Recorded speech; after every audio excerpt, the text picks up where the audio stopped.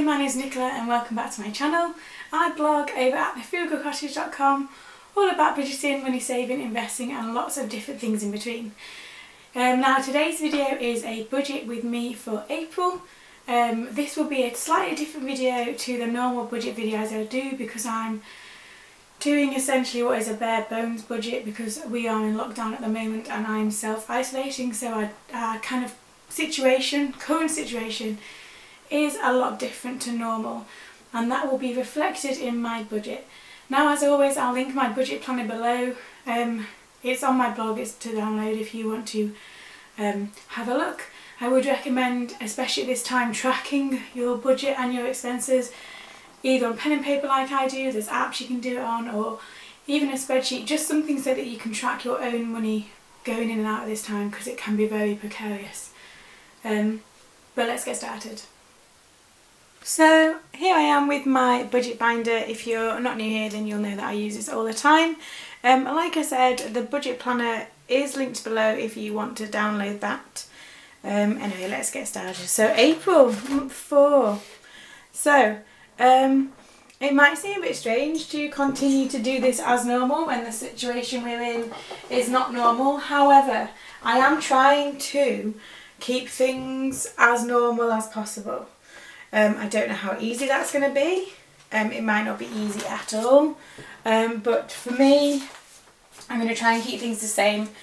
Hopefully that will be maybe a comfort to some people that I'm keeping it all the same. I don't know.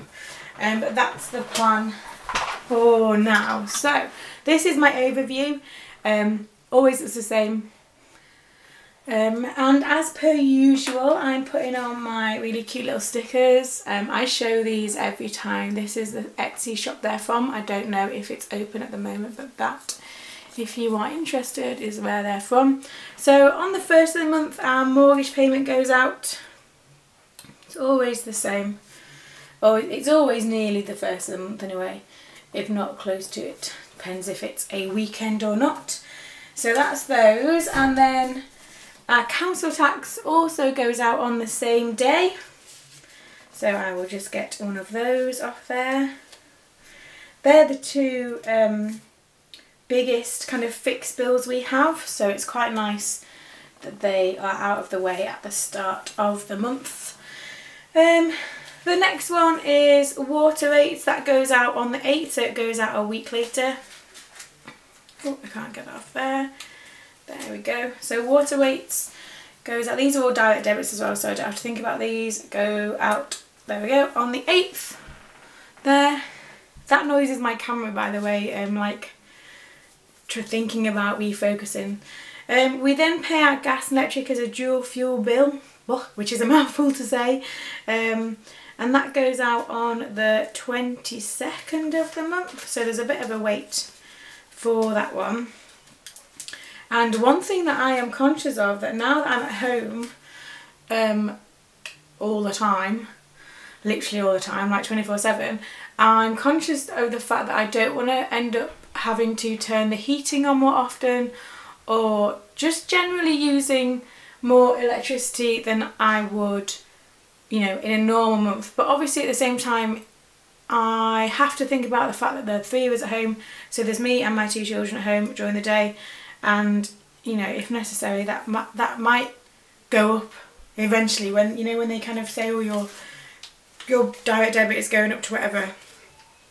Hopefully it won't, but I guess we'll find that out. And then finally, the one I use for this one is payday. Now payday is normally on the 25th of the month for me, but because it's a Saturday in April, I will get paid on the 24th, all being well. So they're the stickers I use for this bit. Obviously you don't need to use stickers this is like my bill planner, if you like. I need to get, well no, need is probably the wrong word. I'd quite like to get like a phone bill one, because obviously I have a mobile phone bill, as does my husband, and they go out as well, their direct debits. But it isn't a need, obviously, and at this point in time, like I said, I don't even know if that shop is open, and I'm trying not to order too much because obviously the pressure on delivery driving stuff at the moment is probably more than usual anyway. But that's the first page for that. I'll turn over. So variable expenses this month. I've sat and thought about this afternoon, and I'm not sure what to do. In the sense that we have 4. I'm still trying to do our no spend year, although obviously there's been certain things kind of thrown in the way of that, if you like. Probably might do an update about that next week maybe, and how I feel about that going forward at this point in time. But the 4 we normally have, and I will continue: food, petrol, got a different pen in it, feels weird, miscellaneous, and children. So the food budget is normally £250, and genuinely kind of stick to that, give or take. However, the last couple of weeks in March, when my husband has been shopping, we've found that we've had to buy more branded things because they're the only things that are left. And so that has cost us more. And also, you know, obviously, we're at home, all of us, so we are eating more. And I say that in a nice way. So like my 4-year-old would normally get meals at school, and because he's in reception in England, they get their meals for free. He'd have a cooked meal every day at lunchtime at school, and he's now at home having sandwiches or whatever he wants. And my 2-year-old would be in different childcare where he would be being fed, and again he's just at home, as am I. So we are definitely eating more, and I feel like they ask for snacks all the time. I'm sure they don't get that many snacks when they're at these different places. So I think for April, I think I'm going to put our food budget up to £300, which for 4 of us is more than normal. It is more than normal, but this is not a normal scenario. I don't see it changing anytime soon, and I don't want to be disappointed if I kind of set it at £250 and then we go way over because we can't just get stuff that we'd normally get, not because we're suddenly going overboard, if that makes sense.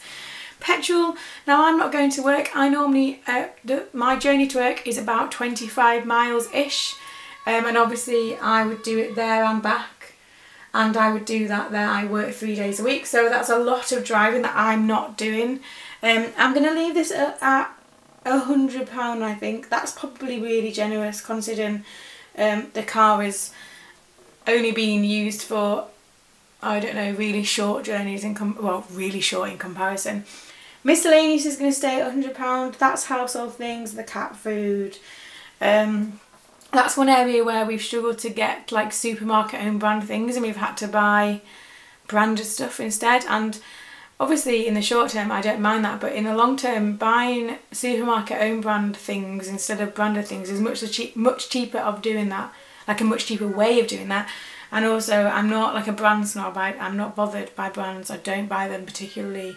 The only thing we do buy, 2 things we buy really. We buy Heinz tomato ketchup because it is, according to my children, nicer, although I don't know how they know that. And second of all, we buy branded baked beans because, again, apparently there's a big difference in taste, and they're the only 2 things we normally buy branded, really.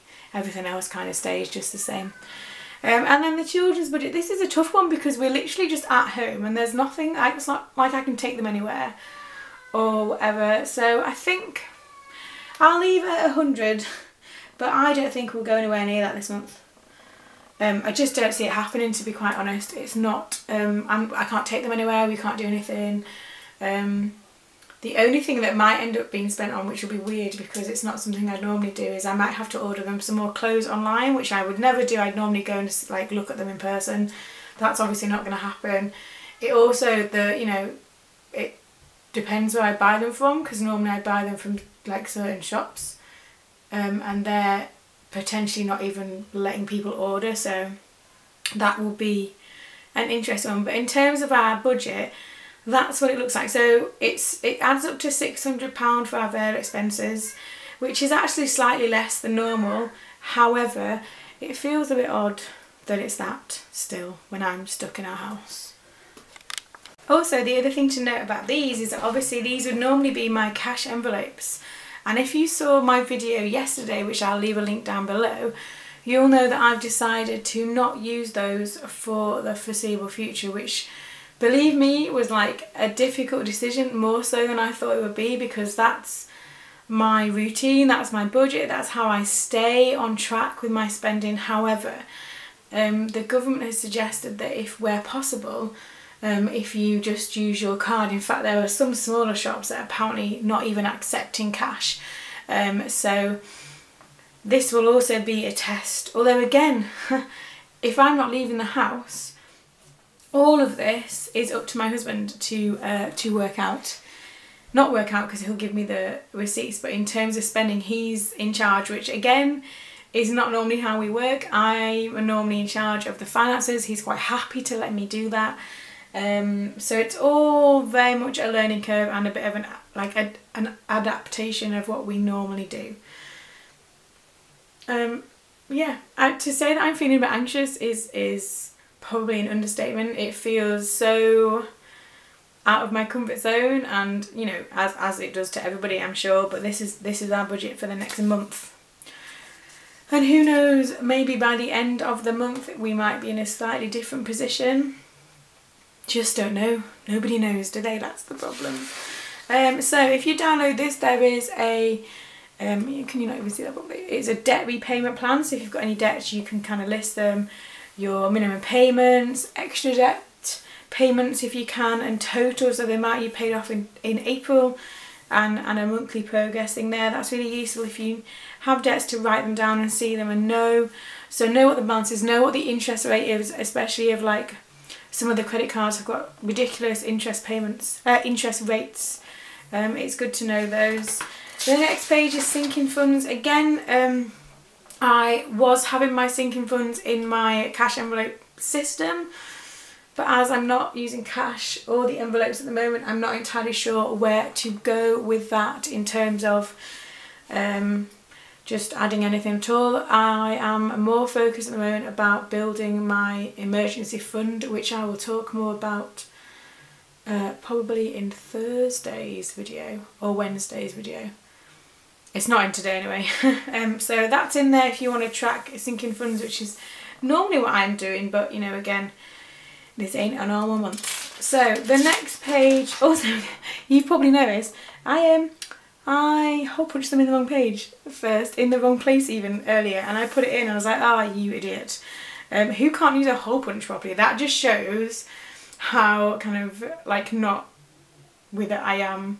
So, and instead of putting it off again and wasting loads of ink and paper, I was like, do you know what, I'm just going to do it again, and explained I'd been a bit daft and hole punched them in the wrong place. Yeah. Anyway, so no spend days. So again, this is a weird one because technically I shouldn't have any spend days because I'm not leaving. However, obviously as a household we are going to spend, and now I wouldn't normally, I'm going to use the word normal far too often in this, I wouldn't normally count when my husband spends, because he spends on things like transport which he needs to use and things, so I don't normally. However, this month I think I'm going to count the day when he does our food shop as a spend day, even though it's not me spending. And in fact, the last couple of weeks he's had to go more than once. I just don't know. I think that's what I'm going to do. So my aim is 20 for April. Obviously there are 30 days in April. And that should be doable, but like I say, I can't quite decide. What would you do if that was up to you? Would you, because in theory it feels like I'm cheating if I just say, oh well, I've not been anywhere, I've not spent anything, when as a household we obviously are doing. What would you do? Help me help me with that decision. Leave a comment below, let me know what you decide. But I'm aiming for 20 no spend days, and like last month, because I'm trying to use these up, I'm just going to use some star stickers to do that, and we'll see how it goes. The next page, so expense trackers. I use colour coded like highlighters. I'll just switch back to March just to show that quickly. There you go, look, just to see the categories. I like doing that, I think it's a good visual representation. So there are 3 pages for expense trackers. Obviously that might look really different as well this month. What's after that? Oh, weekly check-in. All these things are going to look different, are they not, if I'm not going anywhere? But I'm doing this because I'm trying to keep things as routine as they always are. I think that will help me. It might not, to be fair, I don't know. But you get 5 weekly check-ins. There are 5 weeks kind of in April. And that again is your variable expenses. So there are 1, 2, 3, there are 6. There's room for 6, but we only have 4 at the moment. Bill trackers, I've talked before about how I use this page as, again, I'm like a visual person. I like visual things, hence the stickers. This bill tracker essentially does the same thing, it's just a list instead. Extra income, probably not going to do anything on there this month. This for me does not include blog income. I keep a self-employment like spreadsheet with all that on to do with tax and everything. This normally, if I ever use it, would be things like eBay sales or Facebook market sales or like that kind of thing. There's a running total if you use that as well to keep that on track. That was good. I can't remember what it was now, but I did a money making challenge to do as an extra overpayment, and I used this page then to track that, and that was really motivating to see the running total kind of go up there. Oh, so the savings aim. Again, on the theme of keeping things the same, my goal for April is £700 because the goal for each month this year is going to be £700.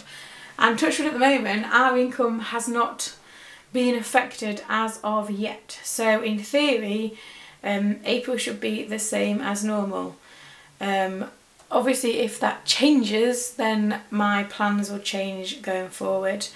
But as for the moment, we're both considered key workers, so our jobs are relatively normal in the sense that they're going, if that makes sense. I don't know if that makes sense. It's been a weird day, as you can tell. So hopefully by the end of the month I'll have done that. And then the last page here is just the April reflection page. I always like to do this at the end of the month. So this here, I put my variable expense categories. I put what I originally budgeted for. I also then put what I've spent and the difference, and that's probably the most important column, because if you're going over a lot in a budget category month in, month out, your budget probably needs changing to reflect that. There's no point saying, oh, I'm going to spend £100 or £150 on food in a month, but then routinely spend over £300. Your budget needs changing to reflect it, unless you're overspending and could do better, you know, if that makes sense. And then at the bottom, things to do differently in May. So things looking forward to the month after this one. This normally is done on the last day of the month, this page. This is something to do right at the end once you've got through the month and you can reflect on your financial and any other goals, to be fair, but this is mainly a financial kind of goal related one. But that's it for my budget this month. I am apprehensive. You know, it is different. Like I said in my video yesterday, I talked about how I was feeling about things. Just taking it a day at a time. I think most people are taking things a day at a time, to be honest, and I'm no different. I'm at home with a 4-year-old and a 2-year-old, so in terms of time to kind of do anything productive is really slim now, because they need pretty much constant attention in some shape or form. They're not at the age where they can do anything by themselves for very long. They do for a bit, but obviously all that kind of stuff has an impact. So, like I said, I'll leave this link below for this. Let me know how you're getting on. As always, thanks for watching. Don't forget to like and subscribe, and I will see you very soon.